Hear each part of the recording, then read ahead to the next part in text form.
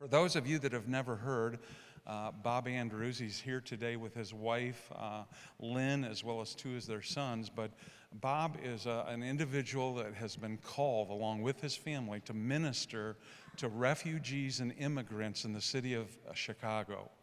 Bob has been doing this now for over 30 years. He moved there to live among the people that he wanted to minister to, and has an incredible ministry that is just blowing up in terms of numbers of people that are being helped, numbers of people that are being ministered to, and individuals who now are beginning to come to Christ, coming from places in the world that are not open to missionaries today.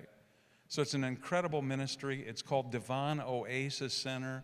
They use English as a second language, teaching it, music lessons, helping refugees' children with homework, helping them find jobs, helping them to assimilate into the country, and ultimately to share Christ in all of those relationships. And today, I believe with all my heart that this man that's going to be sharing with us is a spirit-filled individual who is in touch with what the Lord's calling him to do.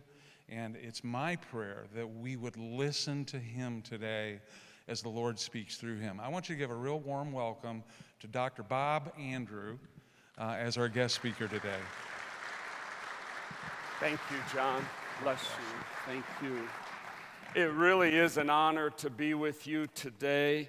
We are indebted to this church and your pastor, as well as to other people. Several years ago, so we lived in Chicago over 33 years, and no plan of our own, no desire of our own, just in order to serve the people God's called us to serve. I would say about 28 years of those 33 years have been so far below the poverty level, raising 4 sons in the city. And your pastor, with his heart, and this church and others, came in several years ago when we were at a very vulnerable place and just blessed us. But more importantly, really helped us start continue this ministry, which today is Devon Oasis. When you think of Devon Oasis, I want you to think of the number 125. For 2 reasons. The first reason is we are less than 125 miles away from you right now. Someone asked me how long it took to drive here. Well, it only took a couple hours today. Last time I went home, it took over 5 hours because of traffic. But still, we're only 120 miles. It's less than 125 miles away from here. But if you could imagine this, in 30-some years of being in this one neighborhood, not just one city, but one neighborhood, we've been blessed to meet people from over 125 nations of the world today. United States Secretary of State says there's 195 countries in the world, and we've met, it's upwards, getting close to people from 135 of those countries. Devon Oasis is a Christian ministry, but it's a compassion ministry. We care for the felt needs of people, whether it is food, whether it is academic help, the kids need help in school, whether it's English acquisition. We care for people in their various needs, and in all we do, we share the message of Christ. Just last Wednesday night, I was on Devon with 2 of our interns. We have 50 to 60 interns that serve with us every week, college, graduate students, etc. And I met this family that we had met 3 years ago. This family came to America, a mom and 2 children, just 3 years ago, and they were literally directly from the jungle. Their village, they're a Muslim family, they had never had any contact from the outside, but their village was razed and burnt by the government in Burma. And this family survived. Many people were shot dead in the village, but this family survived, and they were put on a prison boat, which is basically the first step towards a slave boat.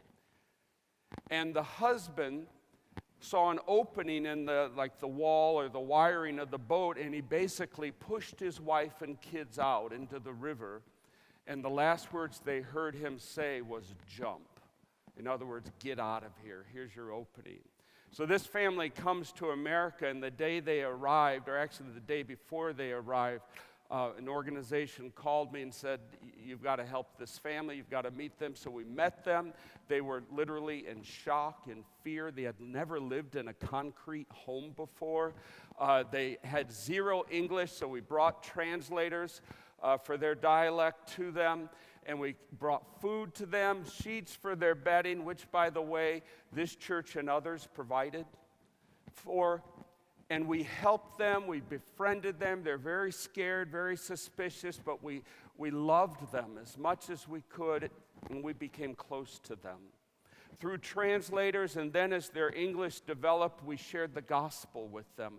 We spoke the word to them. Their kids, who are now, I think, maybe sixth grade, fifth grade, they started to challenge us in a friendly way with Islam and Christianity, that argument. We just kept loving on them. So we saw them this last Wednesday on the street, and they asked for us to send tutors.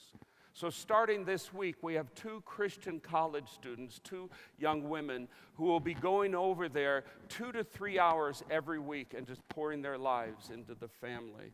That's what Devon Oasis does. I want to be very clear, and I mentioned this briefly to Pastor John before the service. I don't do politics. I vote in Chicago. You could vote 4 or 5 times every election, no problem. But the Dawn of Oasis Ministry, we have volunteers, interns. We have a retired missionary couple that moved into the community to serve alongside us. We have people on the far left end of the political spectrum who think walls are immoral and we should just let everyone in. That's fine. We have people who are more on the right side of the spectrum, and they want walls, they want security. That's not the game I play. I wake up every morning and I'm responsible to God. Who is my neighbor? I've got people from over 130 nations in my neighborhood that I've personally met. That's the ones for whom I will give account. So we welcome people, whatever your political strife is. We're not an activist organization, we're a ministry. But I want to bring this home to you today. I want to challenge you to personally be open, if needed, to recalibrating your opinion towards others who are different than you are. Those who are so different from you that you're uncomfortable with them. Whether they are non-believers, whether they are believers of another faith, maybe it's a gay couple in your community, someone you work with, maybe it's a grumpy neighbor. I want to encourage you today to have compassion for the world, yes, but to learn to love your neighbor even more than you are now. I'm sure you all are extremely well. But that's precisely where I want to challenge you. So how do we communicate the Christian faith to a world that's so different, but is at our front door, 120 miles from here? How do we communicate the gospel to that world? Thankfully, Acts chapter 7 helps us. I often find guidance in these few verses where the Apostle Paul spoke in Acts chapter 17. The apostle said, "And he, God, made from one man every nation of mankind to live on all the face of the earth, having determined the allotted periods and times, the boundaries of their dwelling, that they should seek God and perhaps feel their way towards him and find him." Yet he's not actually far from any of us. From this passage, I find a couple of helpful guides for embracing people who make me uncomfortable that I'd like to share with you.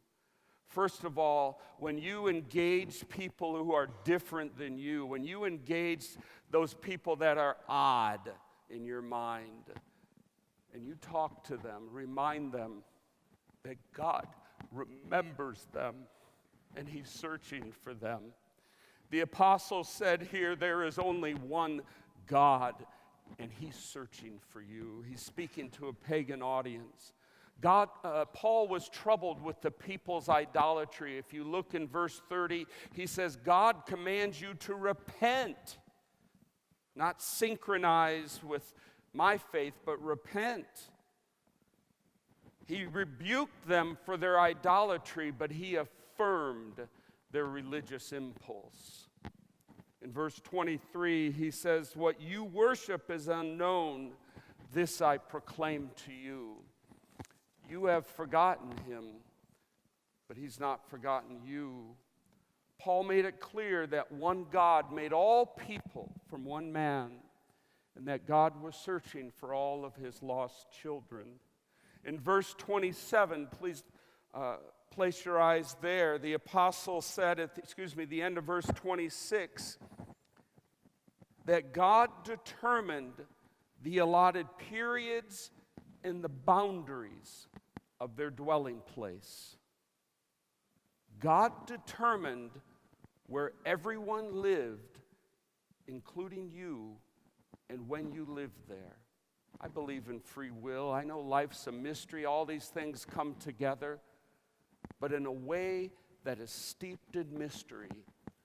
God is behind the migrational movements of the world. Who is behind the refugee crisis today? Did you know there are 26 million people in the world today who are refugees? A refugee is not someone who's in a country that's in civil war and goes to the next county, but someone who has to cross a national boundary.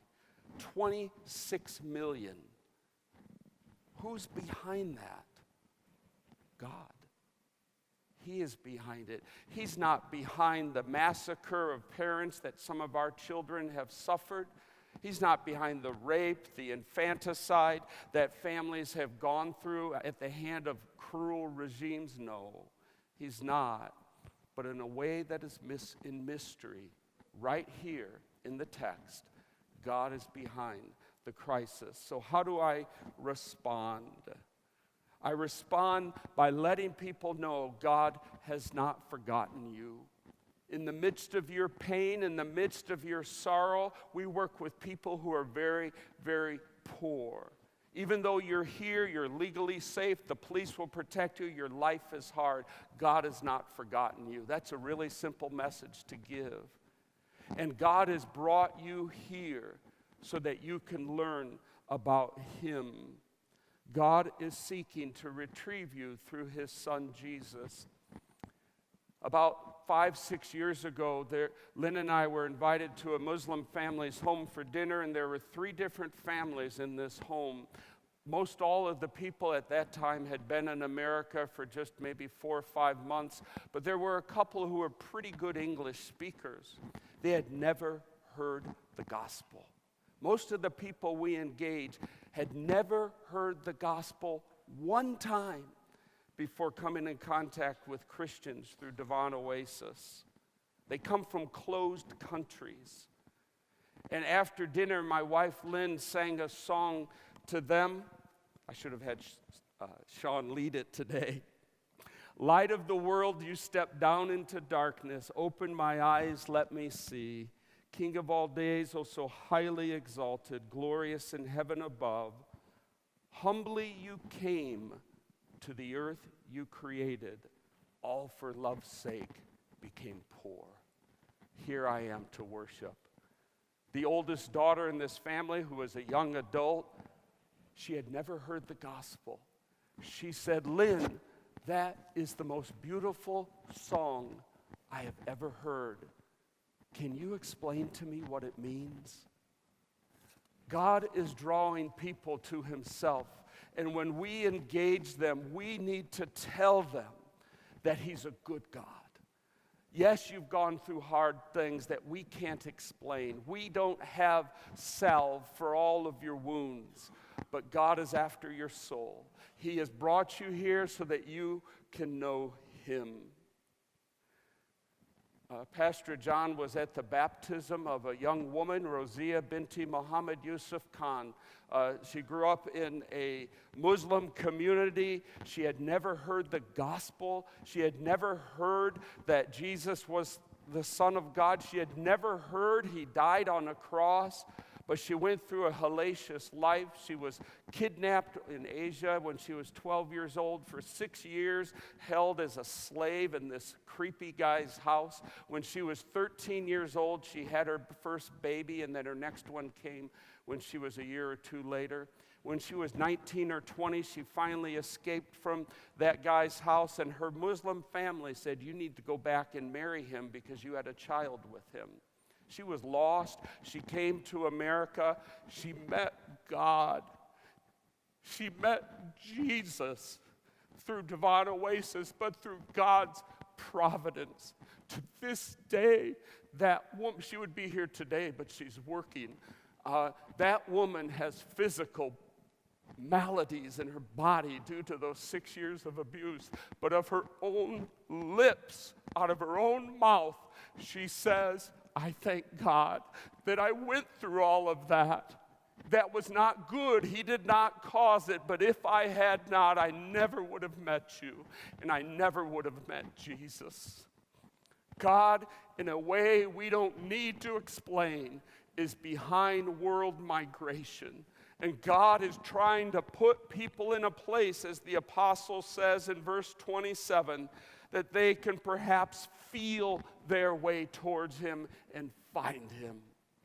The word feel here is a physical word, that's really important to Paul's message. He's using physical language.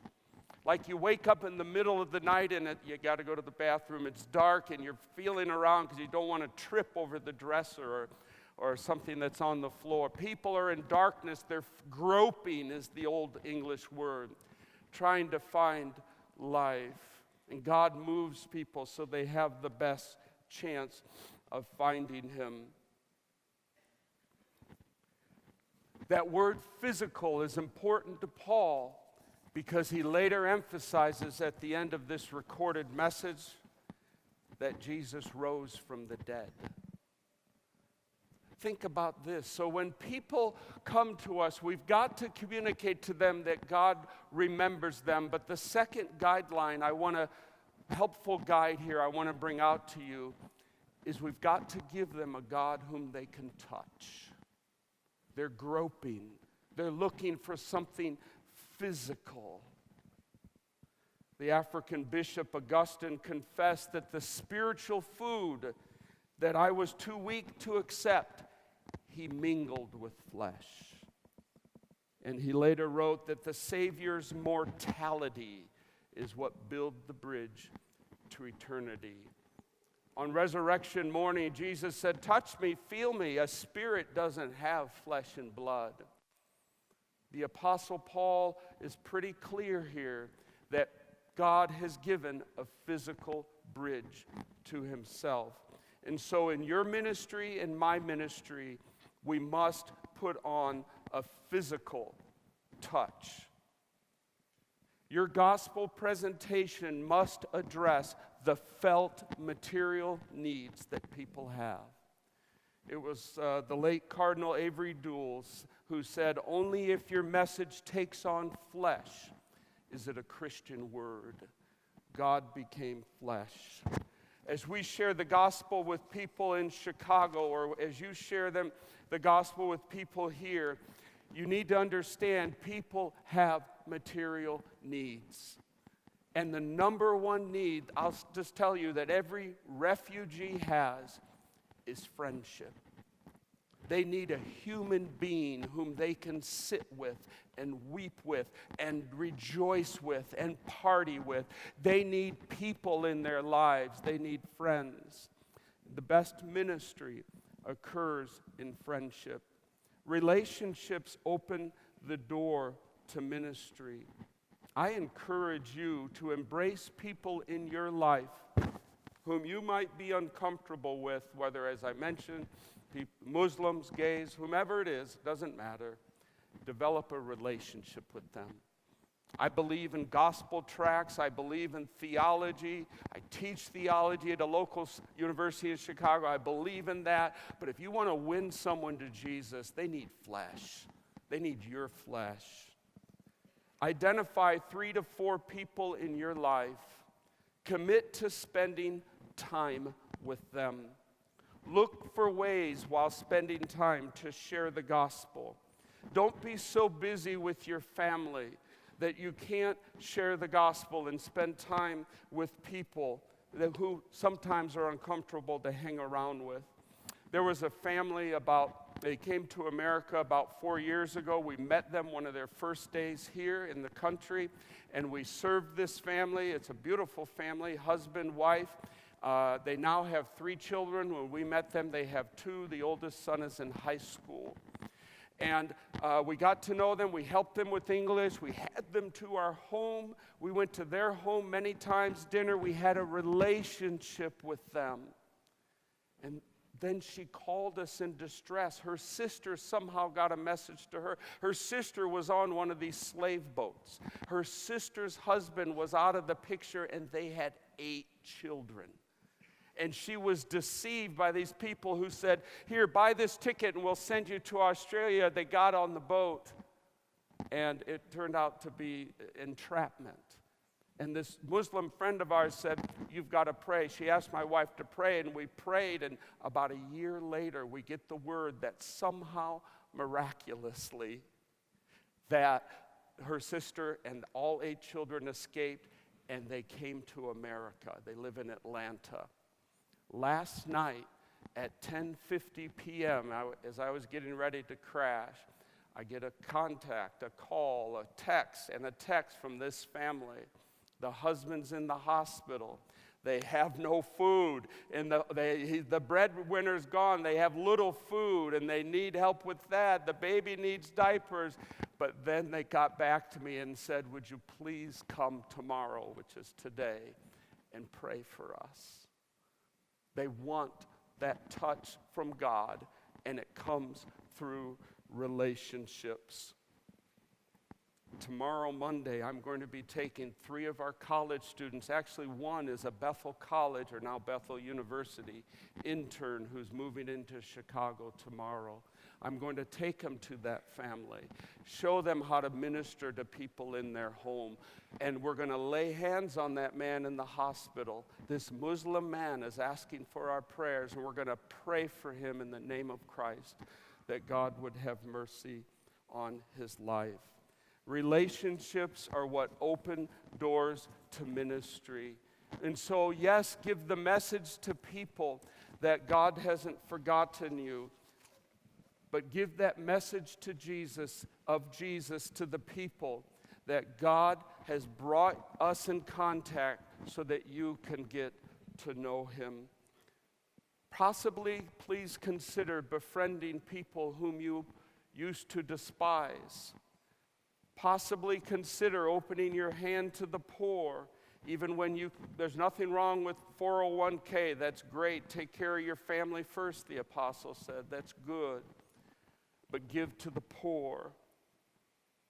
For church ministries, I've just experienced, I was a pastor in Chicago for several years in the same neighborhood. Very diverse, wonderful community. But just the track that I've walked, as programs work, they're good. But you've got to spend time with people. You've got to live with them in their homes. That is what opens up the gospel to people. It becomes very easy to get discouraged.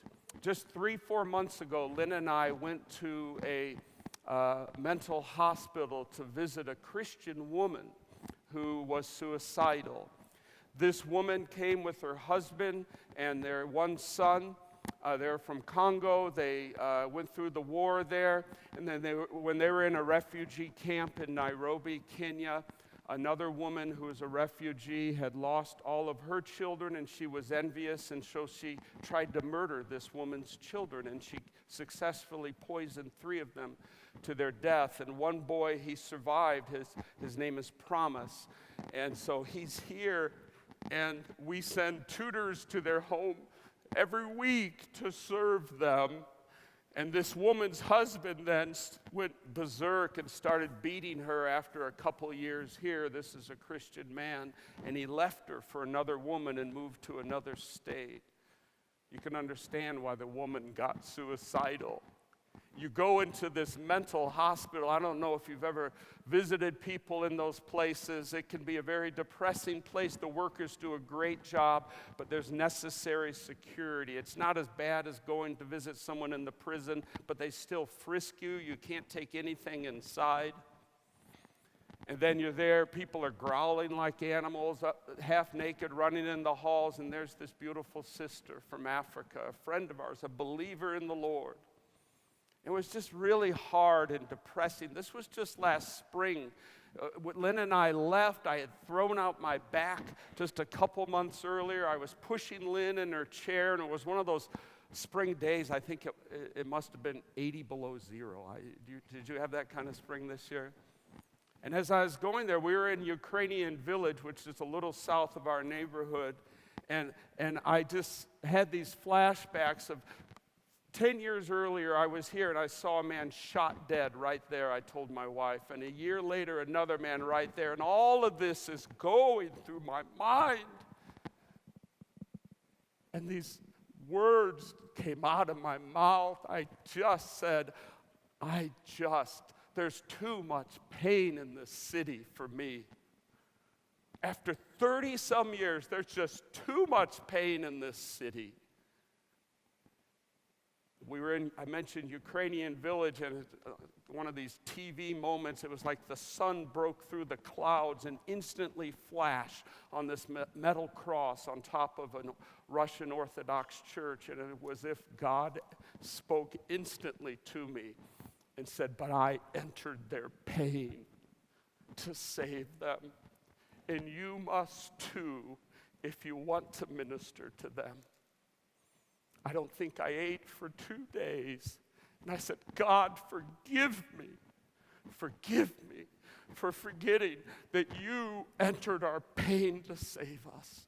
And the church must follow suit. I want to encourage you today, as God gives you relationships, identify those with whom you're a little awkward, but build a relationship with them. Enter their pain and tell them the good and wonderful message of Jesus. It changes hearts and it changes lives. Thank you so much, Pastor.